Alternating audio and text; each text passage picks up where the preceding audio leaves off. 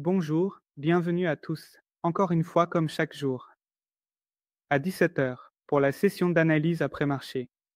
C'est un direct. Désolé, cette session d'analyse après marché concerne le marché indien. Cette session en direct a lieu après la clôture de Nifty et Bank Nifty où nous examinons où se trouvait l'intérêt des acheteurs, où se trouvait l'intérêt des vendeurs et nous essayons de bien lire les empreintes de Nifty et Bank Nifty.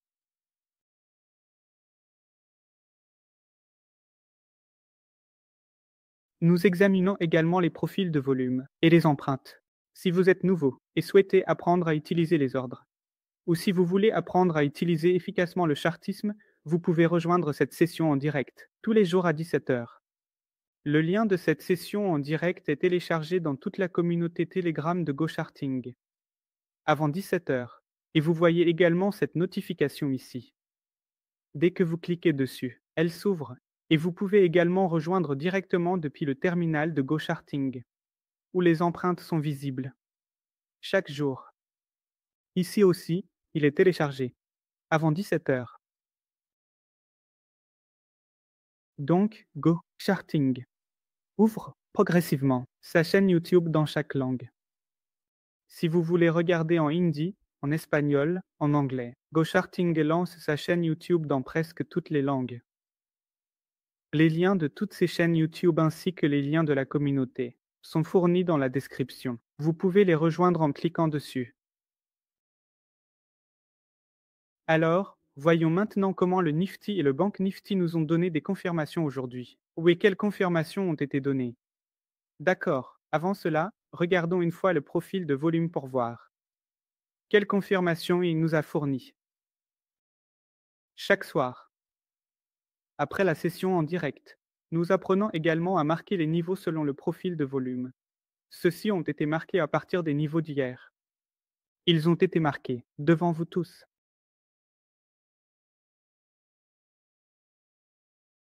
Donc, à partir de zones simples. D'accord, c'était une zone de consolidation. Des 2 à 3 derniers jours, et son point de contrôle était ici.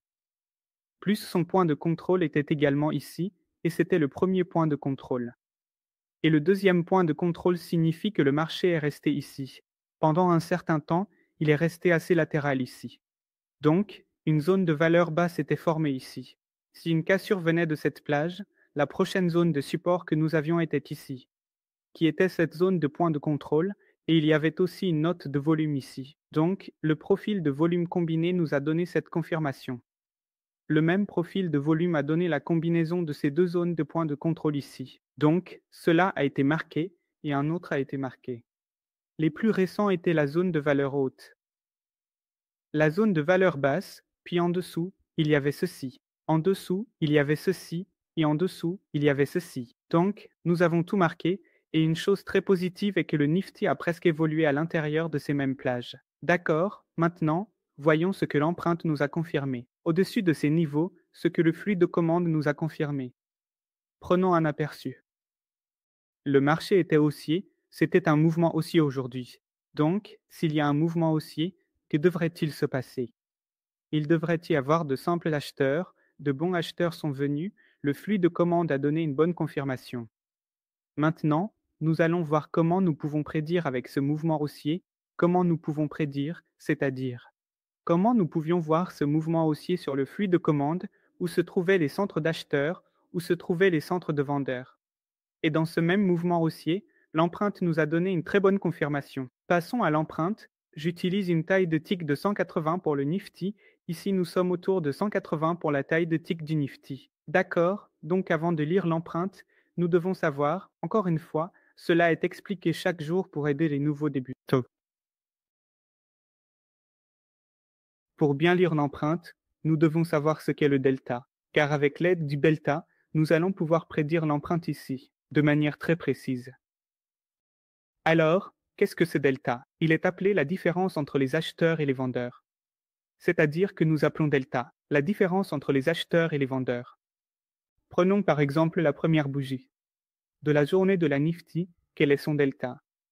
La valeur tout en haut, d'accord, quel est son delta? Un est dans la boîte rouge. avec un signe négatif en haut ici. Donc cela signifie que son delta est autour de moins 51, c'est-à-dire environ moins 51 000. Le K signifie 3 zéros, et le 2 signifie que le delta négatif indique toujours les vendeurs, ce qui signifie qu'il y a plus de vendeurs dans cette bougie, par rapport aux acheteurs. Et combien de vendeurs en plus? Environ 50 000. Le delta négatif indique les vendeurs.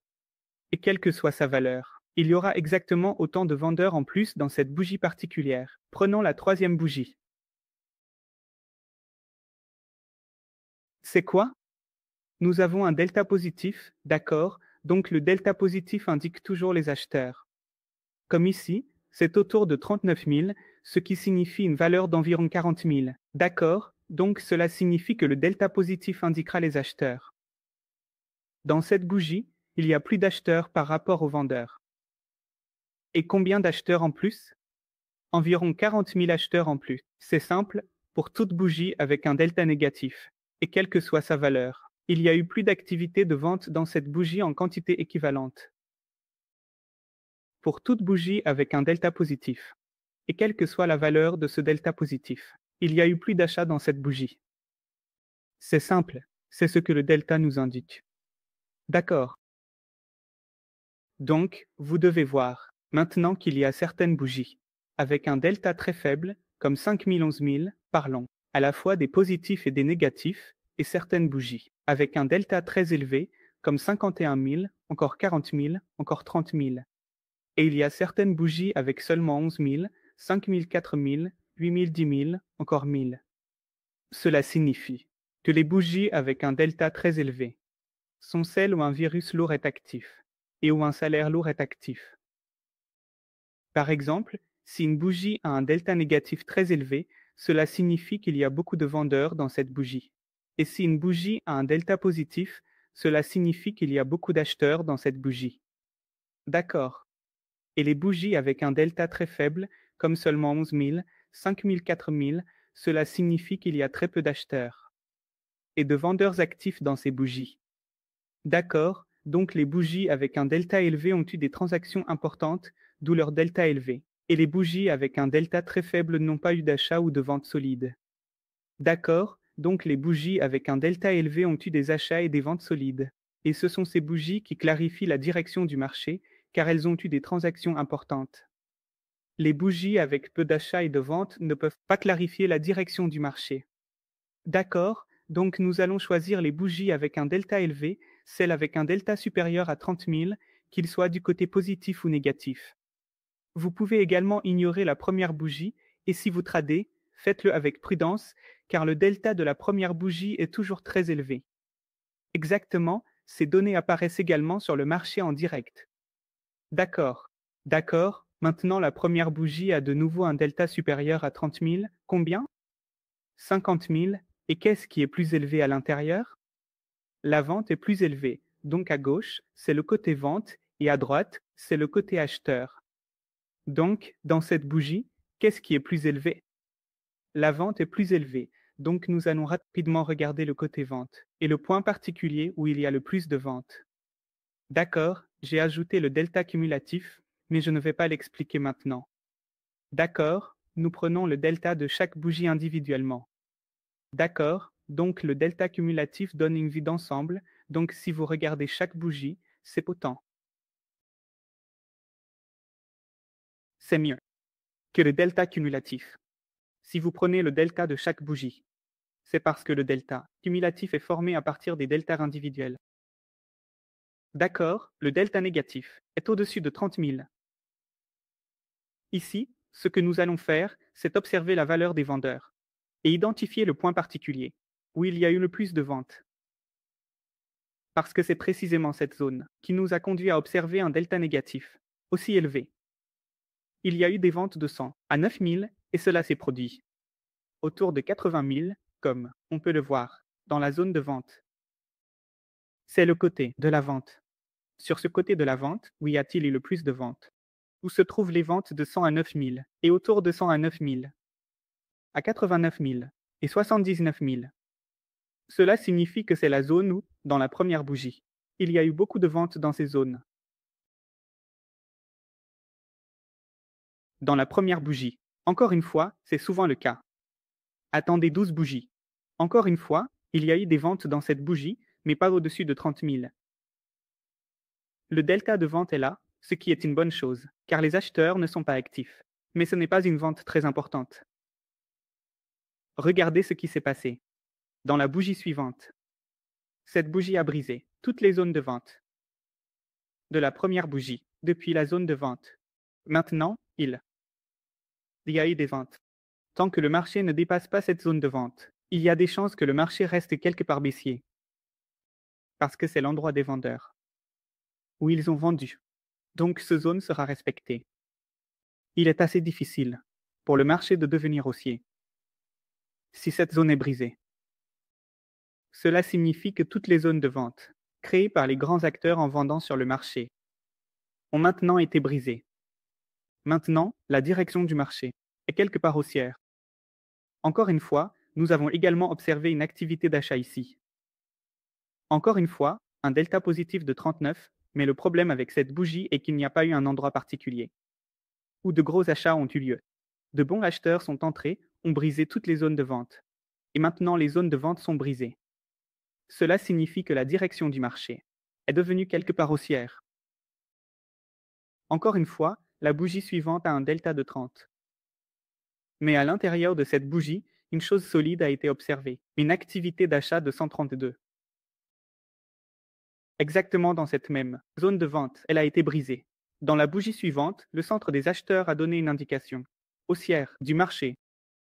Encore une fois, dans la bougie suivante, une autre activité d'achat a été observée, à l'intérieur de cette bougie, créant une résistance, avec la vente, dans la même zone de support. Cette résistance a été brisée par l'activité d'achat et maintenant une zone de support a été créée ici, avec une activité d'achat significative. Nous pouvons supprimer cela, car autour de cette ligne ici, le flux de commande nous a donné la confirmation de l'emplacement de la prochaine résistance. Il a tenu jusqu'ici. Il y a eu un peu d'activité de vente, mais bien en dessous de 30. Encore une fois, la vente est partie. Et le marché, le Nifty, a maintenu cette même zone d'achat. Une résistance a été créée à partir de la première zone de vente, et cette même zone a créé un support, et a été maintenue. Encore une fois, il a tenu dans la bougie suivante. Maintenant, ici, les vendeurs sont complètement partis. Un delta positif a été obtenu. Encore une fois, dans la bougie suivante, un autre grand achat a eu lieu. Et encore une fois, un pullback s'est produit dans cette même zone. Si nous regardons également la zone d'achat de cette bougie, l'achat de T7 a également eu lieu ici. Encore une fois, le delta au-dessus de 30 a d'abord donné la confirmation que la zone de vente a été créée dans la première bougie. Et regardez, pendant 20 minutes, cette zone de vente a été cassée et le marché est resté coincé ici pendant 20 minutes. De plus, dans les deux premières bougies, un intérêt d'achat considérable a été observé et les deux bougies suivantes ont continué à toucher cette même zone pendant 10 minutes. Pour la tendance haussière, un autre mouvement haussier aurait dû venir d'ici, avec une cassure de résistance et une création de support. Et dans la bougie de 9h45, un autre achat a été observé. C'est la même zone d'achat qui a de nouveau tenu ici, a fait un repli complet pendant 15 à 20 minutes et petit à petit, le Nifty est monté. Encore une fois, il y a eu un repli. Puis il est remonté. Il y avait quelques bougies où, comme nous en parlions, le delta était au-dessus de 30. Donc nous avons vu un delta de 41 ici. Il y a eu un achat de 56, mais cet achat a été interrompu. D'accord, donc cet achat n'a pas eu autant d'impact que, par exemple, ici, où l'achat a eu lieu. Cette zone d'achat n'a pas été cassée vers le bas et a été touchée plusieurs fois ici. Dans les bougies suivantes, les chances que cette zone d'achat fonctionne étaient assez élevées. Mais ici, ce signe n'a pas été observé. Donc, c'est la même zone d'achat qui va fonctionner à nouveau, exactement à partir d'ici, où il y a eu un repli. Et encore une fois, un mouvement à la hausse a été observé.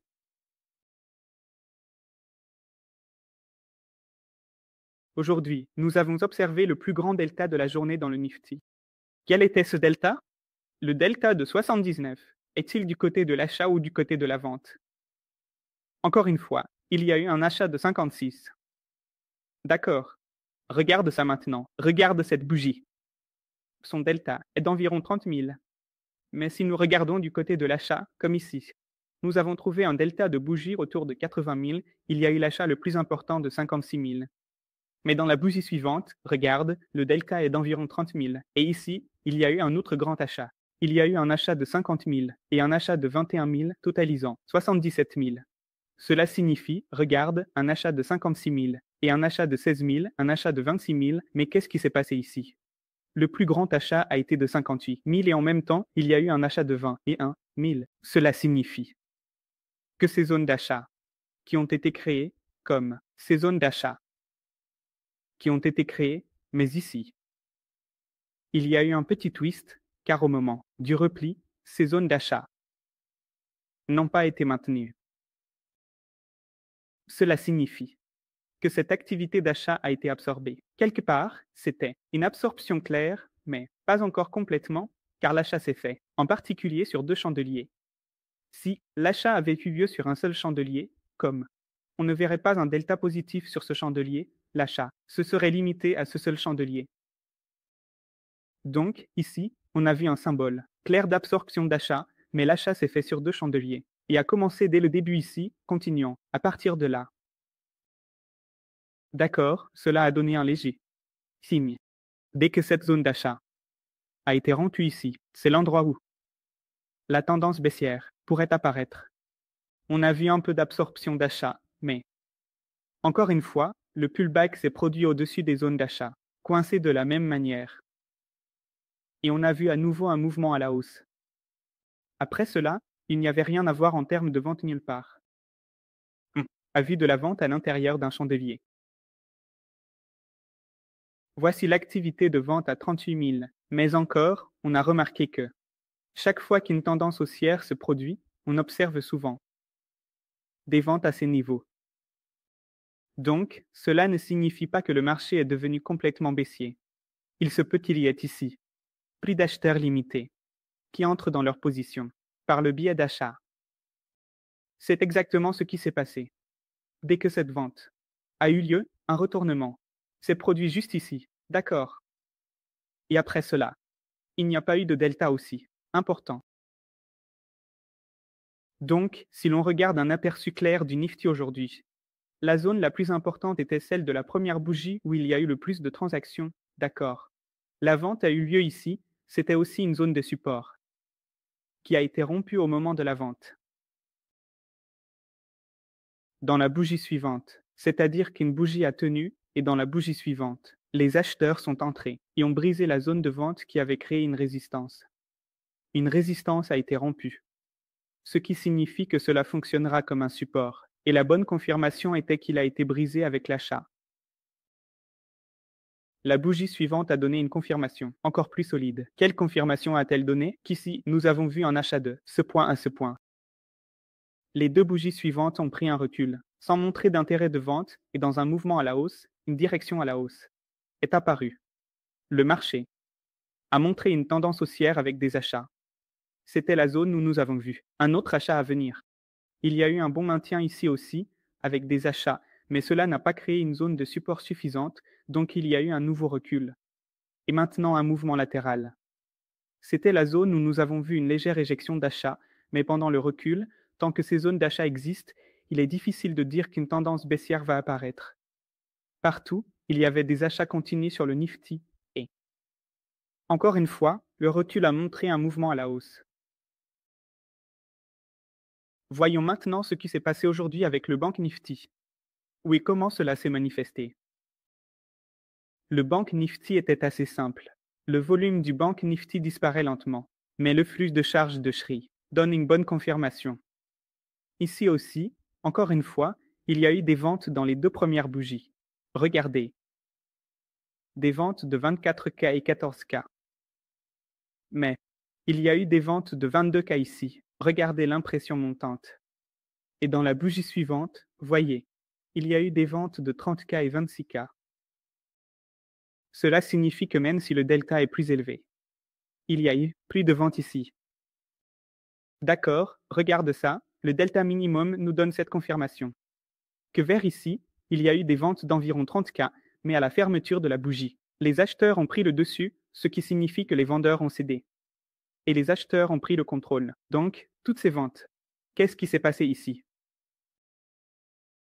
Il n'y a pas eu de rupture du côté inférieur. Donc la rupture s'est produite du côté opposé, ce qui signifie que ces ventes ont été absorbées ici. Un léger achat a bien eu lieu. Le pullback a été maintenu dans cette zone. Et regarde, on a pu observer une légère tendance à la hausse continue. Regarde maintenant. On a également observé un delta positif autour de 1500. Et après cet achat, qu'est-ce qui s'est passé? Encore une fois, les zones d'achat ont été rompues du côté inférieur, ce qui signifie que cet achat a également été absorbé ici. Et tout au long de la journée, la banque Nifty a clairement rejeté à partir de là, rejetant les options d'achat, rejetant les options de vente, et est revenu sur le pullback.